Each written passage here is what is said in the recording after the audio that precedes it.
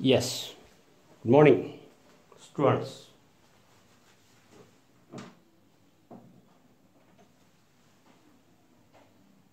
In this, some basic concepts SBC, some basic concepts of chemistry,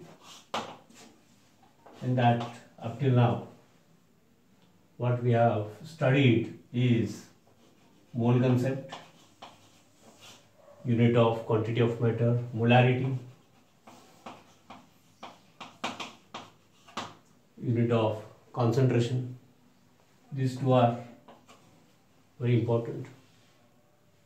Once these two are done, okay, few numerical examples, MCQs in the form of homework on your WhatsApp groups, they will be there. Means I will share the mole concept ती करायची, त्याचे examples homework आणखी perfect होईल. Molarity, त्यानंतर मग equivalent weight हे पदोपदी लागणार, हे काही टॉपिक्समध्ये लागणार, पण याच्यावरूनच हे असतं म्हणून इक्विव्हॅलंट वेट, त्याच्यावरून मग gram equivalent, quantity, unit of quantity of matter, आणि त्याच्यावरून मग नॉर्मॅलिटी.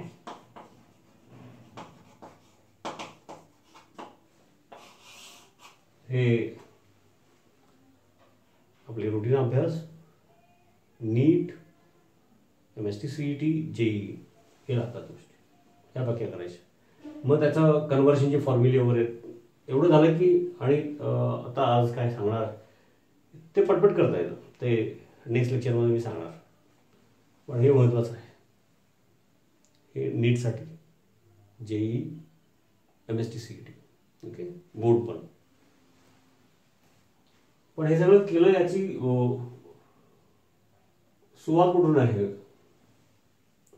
त्याचा एक हिस्टॉरिकल सिक्वेन्स टेक्स्टमध्ये असतो, नोट्समध्ये असतो.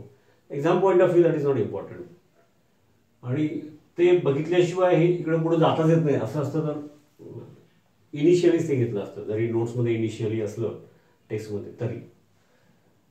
पण आता ते थोडक्यात बघूया आपण, ओके. त्यामुळे मी सांगतोय आतापर्यंत जे झालं ते पक्क करायचं, त्याच्यावरून काही कन्व्हर्शन फॉर्म्युली, काही एक्झाम्पल्स, होमवर्क, टेस्ट, म्हणजे आपली पुढची एक सेक्शन, एक concept for all those exams will be ready with that, okay. आणि मग हे वी शुड नो, त्यासाठी तर Gay Lussac's law, actually Gay Lussac's law of combining volumes असं म्हणतात ते, कंबायनिंग व्हॉल्यूम्स. ते गे-लुसाक जोडगोळे, Gay Lussac, what they have done, experiment.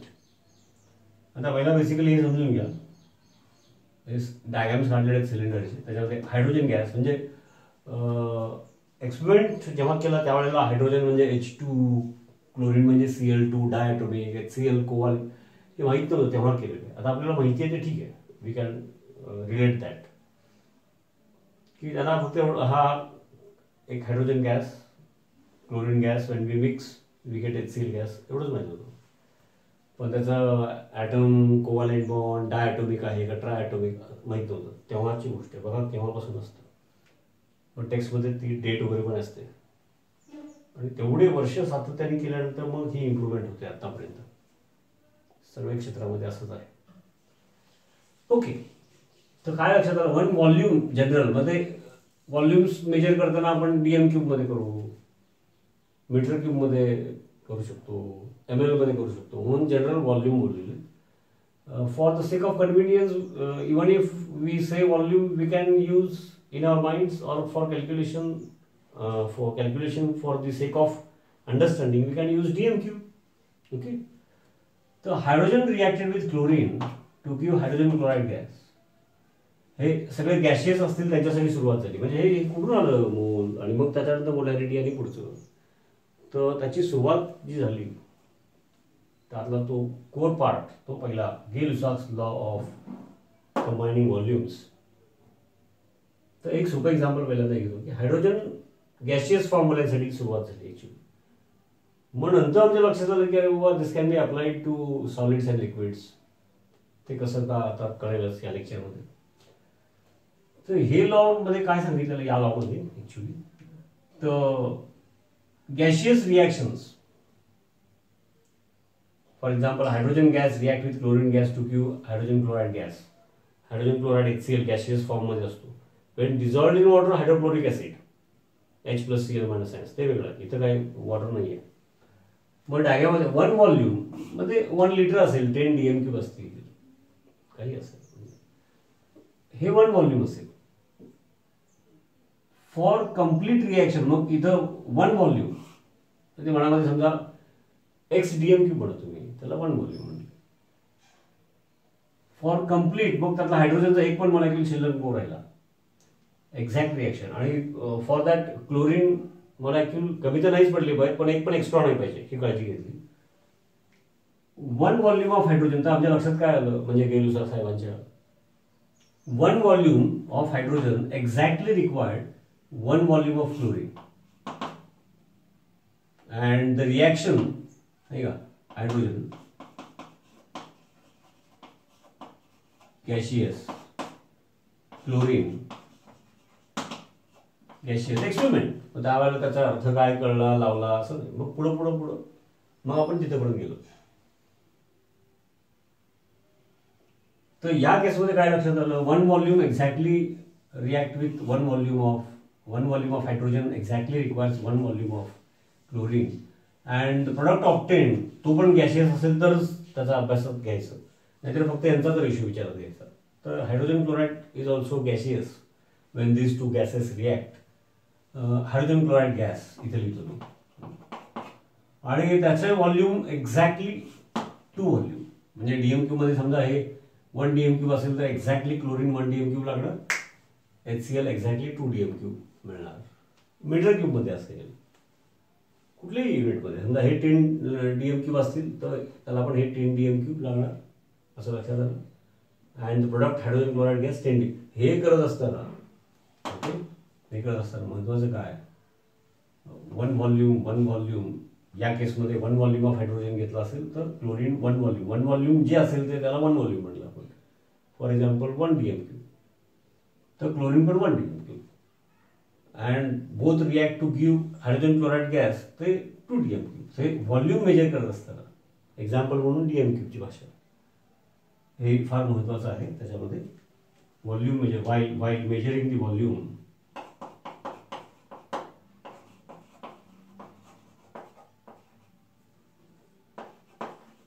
while measuring the volumes, म्हणजे याचं व्हॉल्यूम मेजर केलं, याचं केलं. while measuring the volumes काय काळजी घ्यायला पाहिजे, conditions of temperature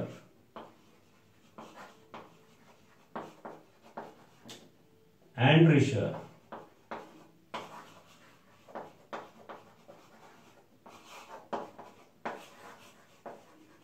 should be same. हे महत्वाचं आहे, काही असो सेम पाहिजे.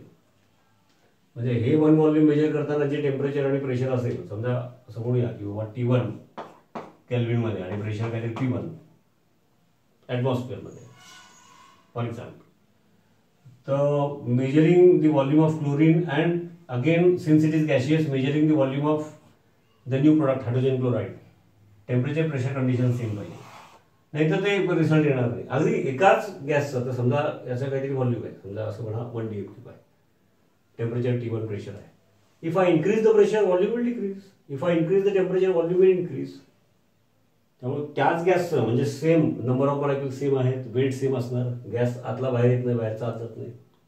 Cylinder with weightless and frictionless piston, हा सिलेंडर आहे, हे डायग्राम सिलेंडरची. तर त्याच गॅसचं आता समजा काहीतरी व्हॉल्यूम आहे त्याचं, त्याला आपण 1 व्हॉल्यूम म्हटले, समजा तो 1 DMQ आहे, आणि टेम्परेचर समजा की स्टँडर्ड कंडिशन असं की 298 kelvin 25 degree Celsius, pressure 1 atmosphere, काहीतरी व्हॉल्यूम आहे. समजा आम्ही टेम्परेचर वाढवलं किंवा कमी केलं, काहीतरी एक समजा वाढवलं, kinetic energy will increase, therefore force will increase. म्हणजेच force per unit area pressure वाढणार, व्हॉल्यूम त्याप्रमाणे piston will go up, new equilibrium. Pressure कमी पण करू शकतो किंवा इथे एखादं वजन ठेवलं, वाढलं, प्रेशर वाढलं म्हणजे external force will increase, piston will come down. म्हणजे व्हॉल्यूम त्याचेच व्हॉल्यूम टेम्परेचर प्रेशर चेंज केलं तर चेंज होतं. आणि म्हणून आपण कम्पॅरिझन करतोय, असा एक्सपेरिमेंट केला त्यावेळेला काय काळजी घ्यायची हे सगळं बोललो त्यावेळेला, की आमच्या लक्षात काय आलं एलुसरच्या, त्याच्यासाठी एक एक्झाम्पल घेतलं. मग ते जनरल स्टेटमेंट असतं, gaseous reactants react in the simple ratio of their volumes. म्हणजे 1 व्हॉल्यूम इथं 1 आहे, कुठं 1 2 असणार, कुठं 2 3 असेल व्हॉल्यूम्स. Okay, simple ratio. आणखी एखादं एक्झाम्पल घेऊया दुसरं, म्हणजे आणखी कळेल तुम्हाला. हे जरा सोपंच एक्झाम्पल आहे. फक्त काय बरं, वाईल मेजरिंग दी व्हॉल्यूम्स म्हणजे रिॲक्टंट्स आणि प्रोडक्ट्स. आता इथं 2 रिॲक्टंट्स आणि 1 प्रोडक्ट आहे, कुठं आणखी काय वेगळं असेल. Temperature pressure condition should be, conditions of temperature and pressure should B same, काळजी घ्यायची. मग ते हे कळलेलं असेल की ते स्टेटमेंटमध्ये आता त्या टाईपचे बोर्डला सुद्धा त्या टाईपचे क्वेश्चन येत नाहीत, आहे तसं लिहा डेफिनेशन वगैरे. म्हणजे प्रमाण फार कमी झालं. MCQला जर तुम्हाला ते कळलंय का नाही कळलंय त्याच्याशी संबंध आहे. त्याचे हे शिकताना हवा कम्प्लीट करायचा असतो, म्हणून तो आपल्या सोयीप्रमाणे आपण थोडा फास्ट कम्प्लीट करायचा, तो रिपीट करायला लागला चालेल. ओके, येस, हे करायचं नाही असं नाही. Okay, so in this case 1 volume react with exactly 1 volume to give 2 volume.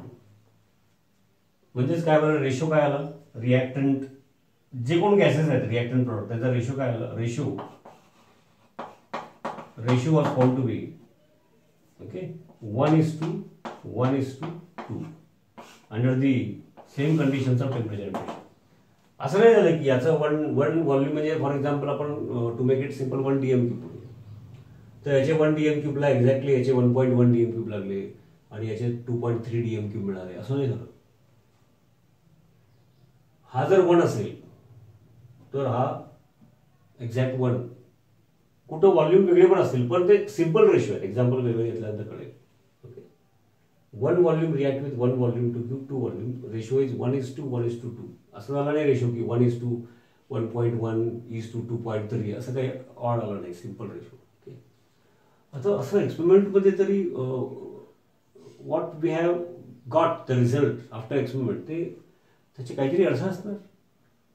Initially गेलुसर they were not knowing, पण ठीक आहे, डेटा त्यांनी पास आउट केलं आणि असं कलेक्टिव्ह टीम वर्क. कदाचित ते पास आउट केलं तर कुठल्या वेगळ्या देशात असेल, पण असं सायन्समध्ये असं सगळं कलेक्टिव्ह वर्क असतं. ओके, आता सुद्धा चालू आहे पूर्ण research, vaccine, medicine. Okay, let us take one more example. एकदम सोपं आहे पण एकदम इंटरेस्टिंग आहे. आता मी थोडी डायग्राम काढताना पटपट अशी सिंपल काढतो. नायट्रोजन बॉक्स फॉर्ममध्ये काढतो, पिस्टन फॉर्ममध्ये काढत नाही. Okay, nitrogen reacted with hydrogen आम्हाला माहिती आहे. आता nitrogen N2, hydrogen H2, ammonia NH3. Now we know the formula. पण ज्यावेळी त्या काळात त्यांनी केलं त्यावेळेला माहित नव्हतं, तर ते पण समजायचं आणि आता माहिती आहे त्यामुळे ते रिलेट करायचं, काही प्रॉब्लेम नाही. Okay, nitrogen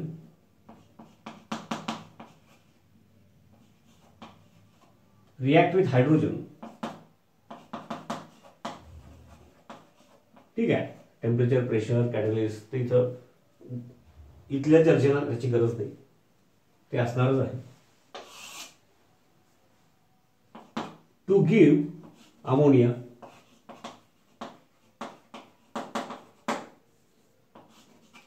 under the same conditions of, okay, this is very important, under the same conditions of short form मध्ये लिहितो टेम्परेचर अँड प्रेशर. म्हणजे कुठला तरी एक नायट्रोजनचं व्हॉल्यूम समजा काहीतरी फिक्स करा. व्हॉल्यूम घेताना एकाचा ऑड घेतला तर दुसऱ्यांचे पण ऑड येणार, रेशो सिंपल येतो, लक्षात घ्या तुम्ही. मग आपण सुरू करताना कोणाच तरी एकाचे व्हॉल्यूम काहीतरी बाबा 1 लिटर 10 लिटर असं काहीतरी सिंपल घेऊ, नाही घेतलं तरी काही फरक पडत नाही. रेशो जो सिंपल आहे तो लॉ विल बी ओबेड. तर नायट्रोजन समजा मी 1 व्हॉल्यूम घेतलं. Okay, nitrogen 1 volume. 1 व्हॉल्यूम आपण जनरल म्हणतोय म्हणजे ते कदाचित 1 dm³ समजून जाऊया. And for complete conversion of nitrogen into ammonia hydrogen किती लागले त्याचे same conditions of temperature and pressure त्याचे व्हॉल्यूम मेजर केलं आपण. that was 3 volume. Short form मध्ये लिहितो volume hydrogen. Temperature pressure conditions whatever were here same should be maintained here and here. आणि complete reaction झाली म्हणजे नायट्रोजन 1 व्हॉल्यूम मध्ये काही मॉलिक्युल्स असतील त्यातला एकही मॉलिक्युल शिल्लक राहणार नाही आणि त्याच्यासाठी हायड्रोजन कमी तर नाहीच पडणार पण एक पण एक्स्ट्रा नाही असं. तर 1 volume exactly required 3 volume of hydrogen. 1 volume of nitrogen म्हणजे एक्झाम्पल म्हणून 1 litre temperature pressure conditions fix. Okay, in all the 3 cases while measuring the volume मोजताना. तर हे जर 1 लिटर घेतलं तर हायड्रोजन एक्झॅक्टली 3 लिटर लागले. ओके, आणि अमोनिया मग डायग्राममध्ये पण हे जरा 1 असेल तर हे जरा त्यातल्या तिप्पट दिसावं ती काय मोजायचं नाही. आणि मग अमोनिया याच्यापेक्षा जरा मोठा आणि याच्यापेक्षा छोटा असं अमोनियाचं काढायचं. म्हणजे तुम्हाला कळलं याचा त्यात मेसेज जातो. Okay, 2 volume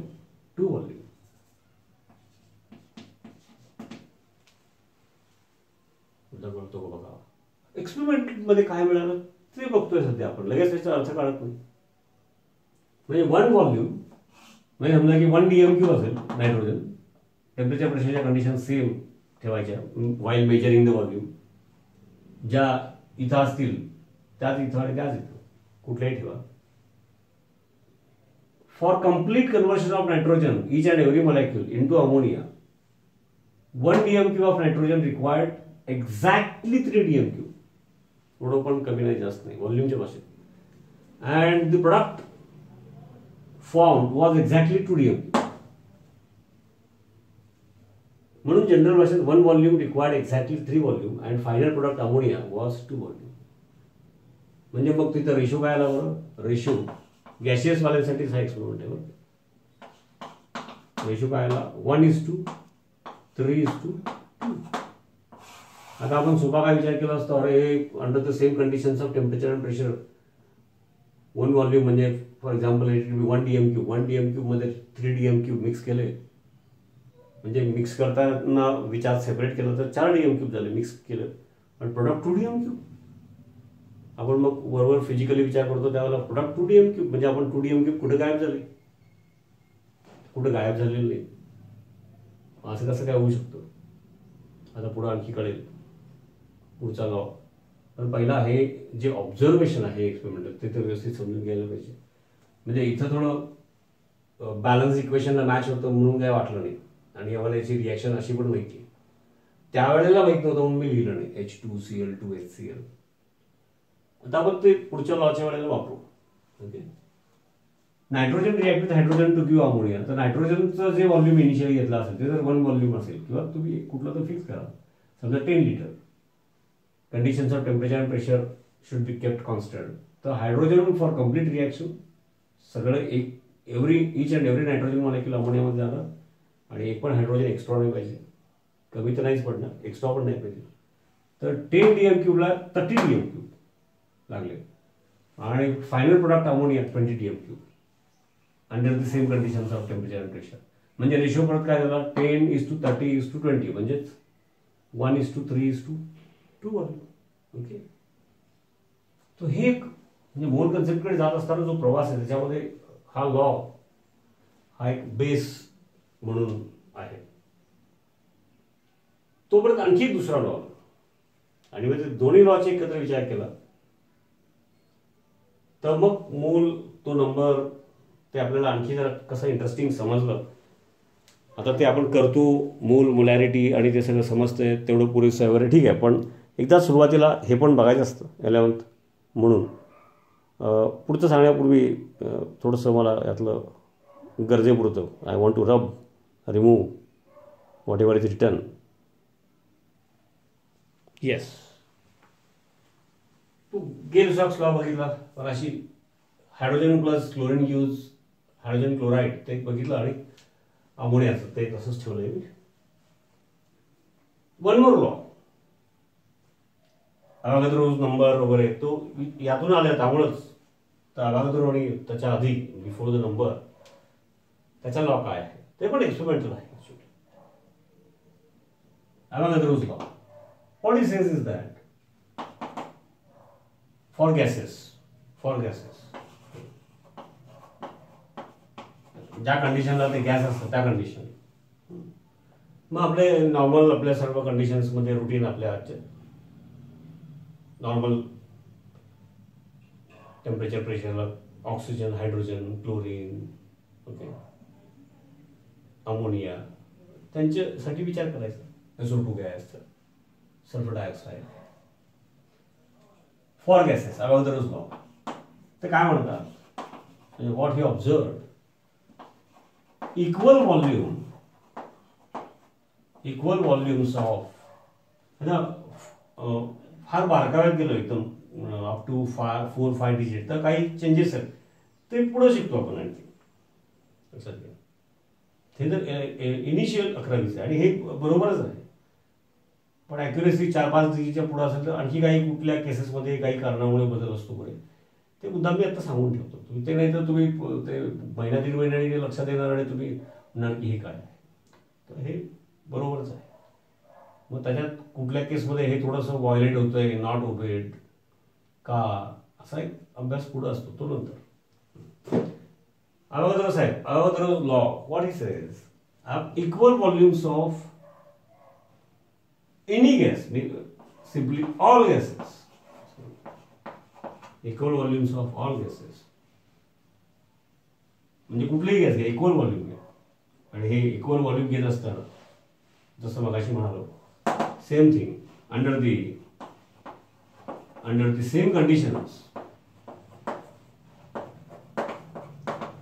same conditions of temperature and pressure, काय असेल ते टेम्परेचर प्रेशर T1 समजा आणि P1 असं असेल तर काय होईल, इक्वल व्हॉल्यूम्स असतील, टेम्परेचर प्रेशर कंडिशन सेम, ते इक्वल व्हॉल्यूम घेताना फॉर एक्झाम्पल 10 लिटर घेतलंय oxygen, 10 litre hydrogen, 10 litre nitrogen, 10 litre ammonia, हे 10 लिटर घेत असताना टेम्परेचर प्रेशरचे कंडिशन्स इथं जे आहेत त्याच इथं पाहिजे, त्याच इथं पाहिजे. Okay, so equal volumes of all gases. Me 2-4 examples घ्यायचे, मी काढून ठेवलंय. समजा इकडं आपण इथं ऑक्सिजन म्हणूया, नाही का, इकडे समजा नायट्रोजन म्हणूया, इकडे हायड्रोजन म्हणूया. It can be some other example also. Equal volumes of all gases under the same conditions of temperature and pressure, त्याचे व्हॉल्यूम मेजर करणार, त्यावेळेला कुठला तरी एक गॅसचं जे टेम्परेचर प्रेशरचं व्हॉल्यूम, टेम्परेचर प्रेशर होतं व्हॉल्यूम मेजर करताना, फॉर एक्झाम्पल इथं समजा ऑक्सिजन 10 लिटर घेतलं, टेम्परेचर प्रेशर काहीतरी असेल, सेम टेम्परेचर प्रेशर ठेवून बाकी इतर व्हॉल्यूम पण सेम व्हॉल्यूम घ्या. तर same volume of any gases, same volume घेत असताना टेम्परेचर प्रेशर कंडिशन सेम, तर त्यावेळेला काय लक्षात ठेवलं, विल हॅव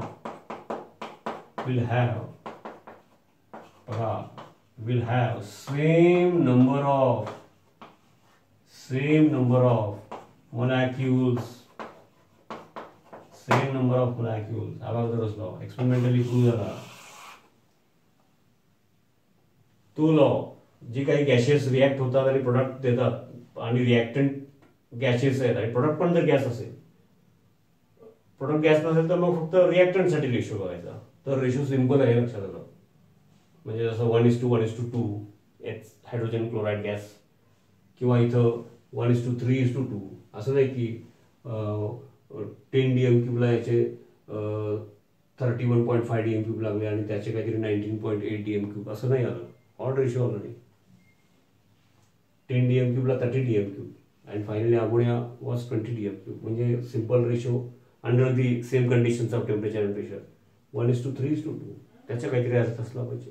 तोपर्यंत हा लॉ आला की व्हॉल्यूम इक्वल असेल under the same conditions of temperature and pressure, तर नंबर ऑफ मॉलिक्युल्स कुठलाही असू दे. याचा अर्थ समजा की हा 10 DMQ घेतला ऑक्सिजन टेम्परेचर प्रेशरला, तर एक समजा असं म्हणूया की समजा 50,000 काहीतरी नंबर असेल ना, समजा 50,000 नंबर ऑफ मॉलिक्युल्स असतील, तर व्हॉल्यूम दुसऱ्या कुठल्याही गॅसचं जर सेम घेतलं 10 litre under the same conditions of temperature and pressure, मग मध्ये तो नायट्रोजन असेल इथं, तर त्याचा पण 50,000 असतं. हायड्रोजन घ्या आणि कुठला घ्या, SO2 घ्या, टेम्परेचर प्रेशर कंडिशन सेम जे इथं होते आणि व्हॉल्यूम जर 10 लिटर घेतलं तर नंबर ऑफ मॉलिक्युल्स, बरं का, नंबर ऑफ मॉलिक्युल्स म्हणतो ते इथं पण 50,000 आहे. मग तो आधीचा आणि त्यानंतर हे याचं कंबाईन केल्यानंतर आम्हाला तो अवागाद्रो नंबर जो आला त्याची आयडिया येते. पूर्ण ते प्रूव्ह करणं वगैरे, मग परत तो मॅथमॅटिकली BSc 3rd इयर वगैरे आपल्याला त्या गोष्टी थोडक्यात वापरून आपला अभ्यास करायचा, नीट वगैरे. ओके, परत पुढे अभ्यास असतो ज्यांची स्पेशल बेसिक केमिस्ट्री असते, त्यांची BSc MSc research PhD. Okay, तर हे 2 लॉ पहिला सेपरेटली समजून घ्या, अगदी असं सोप्या भाषेत 10 लिटर वगैरे असं करून समजून घ्यायचं. अमोनियाचं एक्झाम्पल आणि एक हायड्रोजन क्लोराईडचे, असे 2 एक्झाम्पल डोळ्यासमोर ठेवायचे. हा लॉ म्हणजे काय, साध्या भाषेत अगदी जेवढं सिंपल भाषेत आपण चर्चा करू शकतो तेवढं आपल्याला ते कळलेलं असतं. नाही तर फक्त आहे ते स्टेटमेंट, फक्त आवाज मोठा छोटा, इंग्लिश एकदा ऍक्टिव्ह एकदा पॅसिव्ह, ते वापरायचं. टर्मिनॉलॉजी सगळ्या इंग्लिशच आहे. ओके, दे रिॲक्ट, व्हॉल्यूम आणि वेगळ्या वेगळ्या टर्मिनॉलॉजी, जसं मी म्हणालो क्रिकेटमध्ये yorker, full toss, bouncer. Commentary मराठीत असेल तरी बाउन्सरच म्हणणार, यॉर्कर म्हणणार. Okay, silly point, mid wicket, same. मधले फक्त fill in the blanks any language समजून घेण्यासाठी जी सोयीची असेल ती. आणि हळूहळू मग ते आपण कधी इंग्लिशमध्ये जास्त कन्वर्ट झालो ते मला आणि तुम्हालाही कळणार नाही. ओके, तर हे 2 लॉज डोक्यात आले. आता आपण ते अवागाद्रोज नंबर एवढं वापरला आणि त्याच्यातून मग 1 मोल आणि पुढे मग मोलॅरिटी आणि मग नॉर्मॅलिटी, त्याची आणखी आयडिया येण्यासाठी दिस 2 लॉज. आणि आता आपण ॲप्लिकेशन ह्या करून दाखवतो मी बोर्डवरती की ते कसं उपयोगाला पडलं आपल्याला. येस बघा ताई, nitrogen react with hydrogen to give ammonia. 2 laws बघितले आपण. Ratio of volumes if they are gases, हे गॅसेस आहेत. Nitrogen is gas, hydrogen gases form, and ammonia which will be produced. Ammonia it is in gaseous form. The exact complete reaction, simple ratio by volume under the same conditions of temperature and pressure, and same volume same number of molecules. आता तो same volume असेल तर same number of molecules, त्याच्यावर under the same conditions of temperature pressure. मग double volume असेल तर double number of molecules. कळलं ना. आता इथं बघा, nitrogen react with hydrogen to give ammonia. आता आम्हाला माहिती आहे ते म्हणून वापर त्याचा करूया. Nitrogen is diatomic molecule, we know that. आणि अमोनिया म्हणलं की मॉलिक्युलर फॉर्म्युला असं लिहितो, म्हणजे 1 nitrogen atom react with 3 hydrogen atoms, हे माहिती आहे आम्हाला. It means that 1 nitrogen molecule makes available 2 atoms of nitrogen. म्हणजे nitrogen react with hydrogen to give ammonia. नायट्रोजनच्या फक्त अँगलने बॅलन्स केलं तर 1 more molecule of ammonia will be formed. म्हणजे लिहिता लिहिता आपण 2 लिहितो, म्हणजे 2 मॉलिक्युल्स. म्हणजे नायट्रोजन बॅलन्स झाले, 1 मॉलिक्यूल ऑफ नायट्रोजन. मग 1 म्हणजे मग इंटू 10 करा, 10 मॉलिक्युल्स. ते तुम्ही मॅथमॅटिकली तसं करा. लिहिताना कशाला 10 लिहू. जे 1 साठी असेल ते जे येईल ते सगळ्यालाच मग 10 मल्टिप्लाय करा, 100 करा, 2 करा.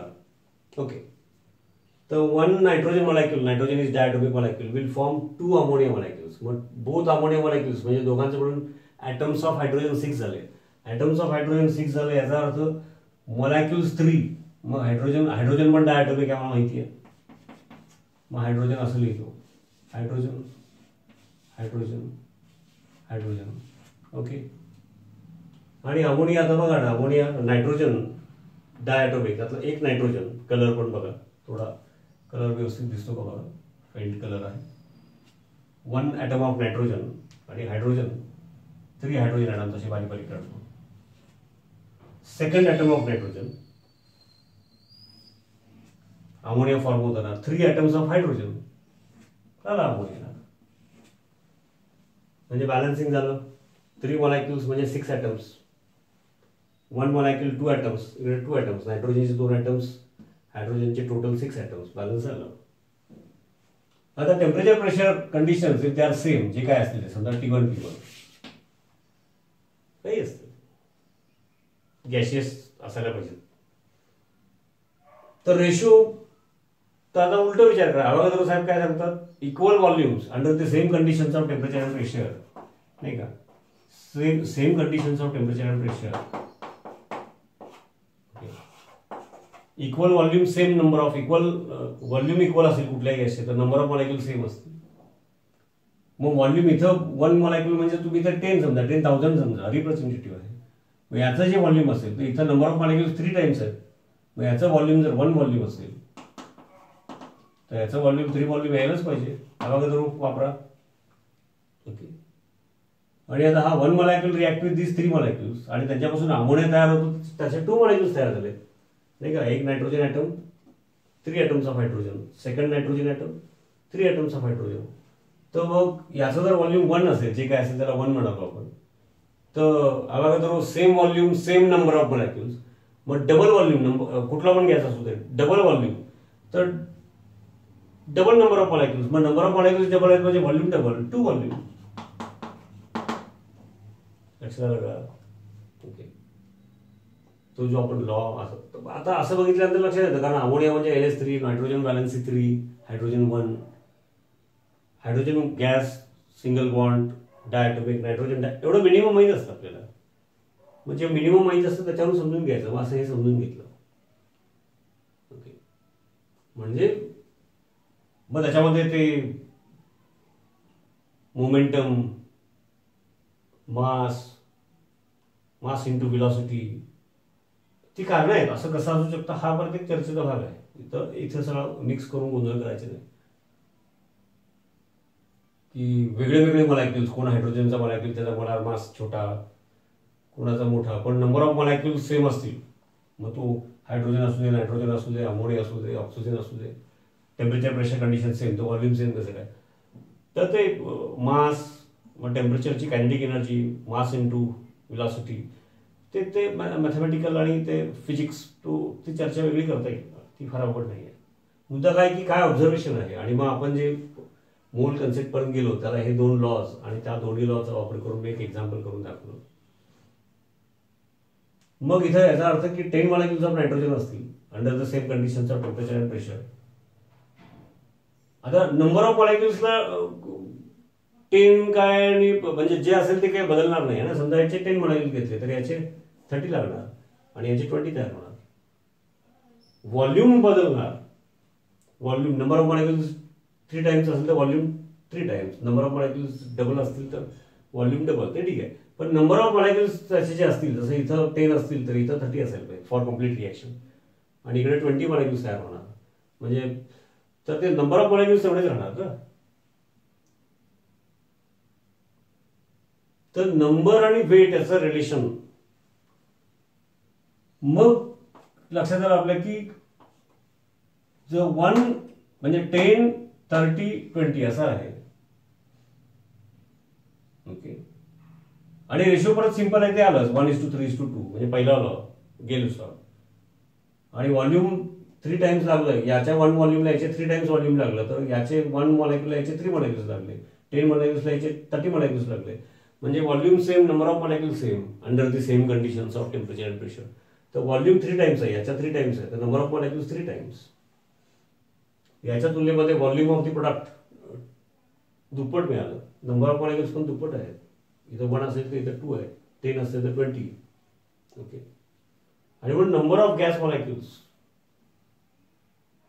त्याचं आणि व्हॉल्यूम याच्यामध्ये रिलेशन मग काढता येतं असं लक्षात आलं. आणि मग त्याच्यातून बघा ना, आता मग अवागाद्रोचा नंबर आपल्याला माहिती आहे, अवागाद्रोचा नंबर आपल्याला माहिती आहे. मग आता हे जर 1 व्हॉल्यूम म्हणजे 1 मॉलिक्यूल म्हटलं, त्याच्याऐवजी 10 मॉलिक्यूल्स म्हटलं, याचे जर 10 नंबर ऑफ मॉलिक्यूल्स असतील तर याचे 30 लागणार, 30 लागणार आणि याचे 20 तयार होणार. मग मी काय केलं की मी म्हणजे हे अवागाद्रो गेलो त्याने सगळं केलं, मी तुम्हाला सांगतो म्हणून मी म्हणायचं. ओके. तुम्हाला समजलं तुम्ही दुसऱ्याने सांगणार, तुम्ही पण मी म्हणा. ओके. मग अवागाद्रो नंबर 6.022 इंटू 10⁻23 म्हणजे प्रत्येक वेळेला लिहित नाही आपण एन किंवा NA. मग नायट्रोजनचे नंबर ऑफ मॉलिक्युल समजा आम्ही एवढे घेतले अवागाद्रो नंबर, तर फॉर कम्प्लीट रिएक्शन हायड्रोजनचे नंबर ऑफ मॉलिक्युल्स किती लागणार? 3 इंटू NA. कळतंय का? मग एवढे नंबर ऑफ मॉलिक्युल्स हायड्रोजनचे 3 टाइम्स लागतात नंबर, आणि अमोनिया तयार होतात ते 2 टाइम्स, म्हणजे अमोनियाचे नंबर ऑफ मॉलिक्युल्स किती असणार बघा? 2 इंटू NA. कळतं का? आता आधीचा अभ्यास मग पुन्हा ते करायचं सोपंच असतं ते सगळं. मग लक्षात आता सुरुवात आहे तर बघा, मागचं क्लिअर करून घेतलं नाही, शेकाने विचारली, रिपीट नाही केलं तर हे कळत नाही मग सोपं. आणि मग आता कल्पना करा की पुढं कितीतरी टॉपिक आणि सगळे एकमेकांना लिंक्ड असतात आणि किती सब्जेक्ट्स, तर अवघड काहीच नाही, कॅपॅसिटीची आपल्या बाहेर नाहीच. 11-12ला सायमल्टेनियसली अभ्यास करणे, डाऊट्स विचारणे,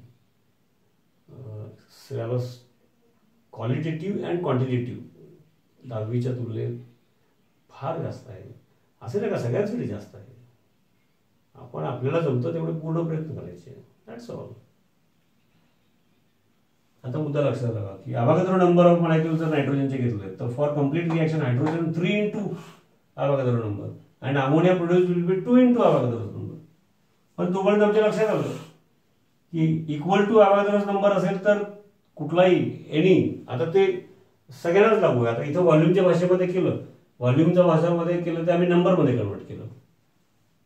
आता नंबर त्या गॅसचा, जसं की याचा आम्ही इक्वल टू अवागाद्रो नंबर घेतला तर आमच्या लक्षात आलं की फॉर कम्प्लीट रिएक्शन याचे 3 इंटू अवागाद्रो नंबर लागणार, 3 into this number and ammonia produce will be 2 into this number Avogadro number. आता टेम्परेचर प्रेशरच्या कंडिशन बदलल्या तरी व्हॉल्यूम कमी जास्त झालं तरी नंबर ऑफ मॉलिक्युल्स काही कमी जास्त होत नाही, कळतंय ना. आणि नंबर ऑफ मॉलिक्युल्स जर फिक्स झाले तर त्याचं वेट पण तेवढंच येणार, वेट बदलणार नाही. आणि म्हणून मग सुरुवात व्हॉल्यूम पासून झाली आणि मग व्हॉल्यूम आणि नंबर मधलं रिलेशन कळलं आणि नंबरचं आणि वेटचं रिलेशन कळलं. त्या गॅसचं 1 mole equal to its molar mass in gram Avogadro number. आपल्या नोट्समध्ये पण चार्ट आहे, मागचे earlier lectures have repeated so many times. मग जर 10ला 30 लागतात आणि मग 20 तयार होतात हे कळलं असेल तर अवागाद्रो नंबर घेतला मी, number n number of molecules 3 into n number of molecules will give 2 into n number. पण n नंबर ऑफ मॉलिक्युल्स नायट्रोजनचे म्हणजे 28 gram equal to its molar mass in gram, आणि हायड्रोजन 3 इंटू n नंबर म्हणजे 3 moles म्हणजे 3 into 2 एवढे ग्राम म्हणजे 6 ग्राम. आणि ammonia 14+3 nitrogen item आहे तो 28 मोलार मास आहे, 14 ॲटॉमिक मास, 17 इंटू 2 34 ग्राम नाही का, हे 6 ग्राम. याचा अर्थ आम्हाला काय वेटच्या फॉर्म मध्ये त्याचा रेशो कळाला की फॉर कम्प्लीट रिएक्शन नाही का. नाही तर अमोनिया तयार करायचं आहे हे सगळं वापरत असताना आता हे तर ठीक आहे, कुठले गॅस महाग असतात, कुठले टॉक्सिक असतात आणि कारण नसताना जास्त का वापरा किंवा कमी पडले नायट्रोजन शिल्लक राहिला, नो यूज. तर व्हॉल्यूमच्या भाषेत कळलं आम्हाला, पण व्हॉल्यूमच्या भाषेमध्ये under the same conditions of temperature and pressure mix करणे व्हेरी डिफिकल्ट, पण कळलं ना, करू शकतो. मग तो नंबरच्या भाषेत कन्वर्ट झाला. नंबर मोजून कुठं, कारण 28 ग्राम मध्ये एवढे नंबर ऑफ मॉलिक्युल्स असतात, कुठं मोजून बसतात. पण तो थिओरिटिकली महत्वाचा आहे. मग आम्हाला प्रॅक्टिकल अँगलनी वेट मध्ये कन्वर्ट झालं, मोल कन्सेप्ट कळला का. याचा अर्थ फॉर कम्प्लीट रिएक्शन वेटच्या फॉर्म मध्ये रेशो मिळाला आम्हाला, जो व्हॉल्यूमचा रेशो जो नंबरचा रेशो आता तो वेटच्या फॉर्म मध्ये कन्वर्ट झाला.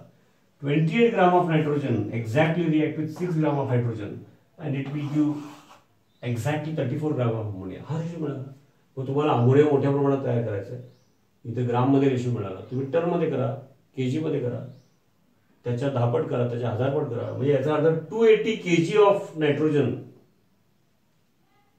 If we use it will require 60 kg of hydrogen. Complete reaction होणार. 340 kg of ammonia will be produced. मोठ्या प्रमाणात रिएक्शन करताना इंडस्ट्रीमध्ये हे आहे. मग हे असा वेटच्या फॉर्म मध्ये रेशो मिळाला. तर वेटच्या फॉर्म मध्ये मिक्स करायला सोपं आहे मला. त्यावेळेला व्हॉल्यूम किती आहे बघायची वर गरज नाही, कारण का वेट बदलत नाही. टेम्परेचर प्रेशर बदललं तर पिस्टन खाली वर झाला, व्हॉल्यूम विल चेंज. पण आत गॅसचे मॉलिक्यूल समजा एवढे असतील, जे असतील ते समजा एवढे असतील, तर वेट नायट्रोजन असेल तर 28 ग्रामच असणार. This much number of molecules if they are present. Oxygen असेल 32 ग्रामच असणार. ॲव्होगाद्रो नंबर एवढे तर हायड्रोजन असतील. टेम्परेचर प्रेशरने व्हॉल्यूम कमी जास्त किती पण होते. प्रेशर वाढवलं व्हॉल्यूम कमी, प्रेशर कमी केलं व्हॉल्यूम वाढलं, टेम्परेचर. ॲव्होगाद्रोज नंबर 2 ग्राम. समजलं ना. मग वेटच्या भाषेमध्ये रेशो आला. आणि मग असं कितीतरी रिॲक्शन्सला आपण बॅलन्स्ड इक्वेशनमध्ये जसं 1 molecule react with 3 molecules to give 2 मोलॅक्यूल, नाही का. आणि मग लिहिताना आपण nitrogen react with hydrogen to give ammonia असं लिहितो. आता हे आम्हाला माहिती आहे म्हणून. मग 1 molecule react with 3 molecules to give 2 molecules, म्हणजे 10 molecules react with 30 to give 20. याचा अर्थ Avogadro number n molecules will react with 3 into n to give 2 into n. हे आपण लिहितो, वापरलं तर त्याच्या मागं हा त्याच्या आधी गेलचा law, simple ratio of volumes, त्यानंतर ॲव्होगाद्रोज लॉ.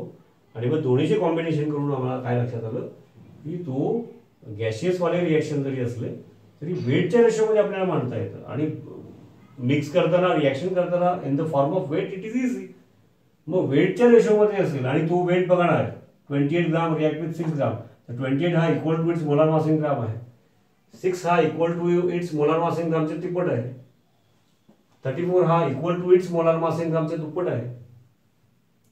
मग लक्षात आली की मग ही कन्सेप्ट नंबर आणि वेट मधल्या रेशोची, व्हॉल्यूमची नाही, नंबर आणि वेट मधल्या रेशो ही कन्सेप्ट तर सॉलिड लिक्विडला पण लागू आहे, गॅसला तर आहेच आहे. त्यामुळे मग सॉलिड लिक्विड गॅस त्या सर्वांसाठी ती भाषा वापरली आपण. कुठली? 1 मोल means this much number of molecules, and if it is weight, the weight will be equal to its molar mass in gram, which we have earlier studied. ते इथं कळतं. आणि तो हा नंबरच कसा आला, कसा आला का 1 मोलचा, तर हे एकदा इथं पण कळलं की मग हा सेपरेटली तुम्ही समजून घ्या की मग वेगळे वेगळे एक्सपेरिमेंट पुन्हा करत गेलो फॉर डिफरंट टेम्परेचर प्रेशर्स. तर 22.4 dm³ ऑफ अ गॅस, कुठलाही gas, for example nitrogen gas घेतलं आणि त्यावेळेला टेम्परेचर प्रेशर कंडिशन त्याला STP म्हणतात, standard temperature pressure. Standard conditions वेगळं बरं का, कन्फ्यूज होतात. स्टँडर्ड कंडिशन्स असं वापरतात शब्द. त्यावेळेला ते 298 केल्विन म्हणजेच 25 degree Celsius and 1 atmosphere pressure ॲटमॉस्फिअरमध्ये 1 ते पास्कल वगैरे we can convert and use. तर 22.4 dm³ at STP, sometimes it is also called as NTP. हे स्टँडर्ड टेम्परेचर प्रेशर हे वेगळं. म्हणजे किती? टेम्परेचर इक्वल टू 273 केल्विन म्हणजे 0 degree Celsius and pressure equal to 1 atmosphere. तर या कंडिशन्स टेम्परेचर प्रेशरच्या असतील तर 22.4 dm³ of any gas, for example nitrogen, number of molecules is equal to this, एवढे नंबर असतातच. आणि एवढे नंबर असेल तर त्याचं वेट किती येणार? Equal to its molar mass in gram. याचा अर्थ ते 28 ग्राम असणार आणि नंबर 6.022 इंटू 10⁻23 असणार.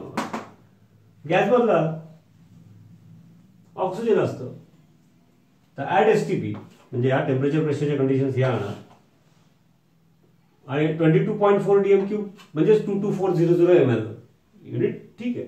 22.4 dm³ लिटर्स STP ला जर समजा तुम्ही ऑक्सिजन घेतला तर आम्हाला कळलेलं आहे आता की 22.4 dm³, कारण volume same under the same conditions of temperature and pressure, number same. हा लॉ, नंबर सेम ॲव्होगाद्रो. मग आता मग व्हॉल्यूम सेम अंडर दिस कंडिशन STP म्हणजे same conditions of temperature and pressure, हे स्टँडर्ड टेम्परेचर प्रेशर म्हणजे आपण सेम तो लॉ वापरतो. तर नंबर सेम, तर त्याचे पण नंबर तेवढेच येणार ॲव्होगाद्रो नंबर. आणि ॲव्होगाद्रो नंबर एवढे नंबर ऑफ मॉलिक्युल्स घेतले तर weight will be equal to its molar mass in gram म्हणजे 32 ग्राम. कळतंय का?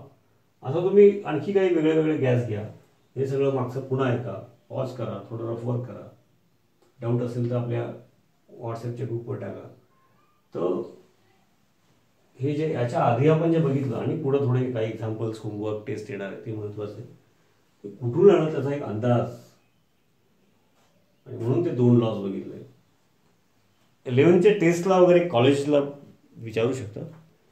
बाकी NEET, MST CET JEE point of view, laws वगैरे we should know mole molarity to start with, आणि त्यानंतर मग equivalent weight, gram equivalent normality, that is very very important. ते सगळं तुम्ही व्यवस्थित करा. थँक्यू.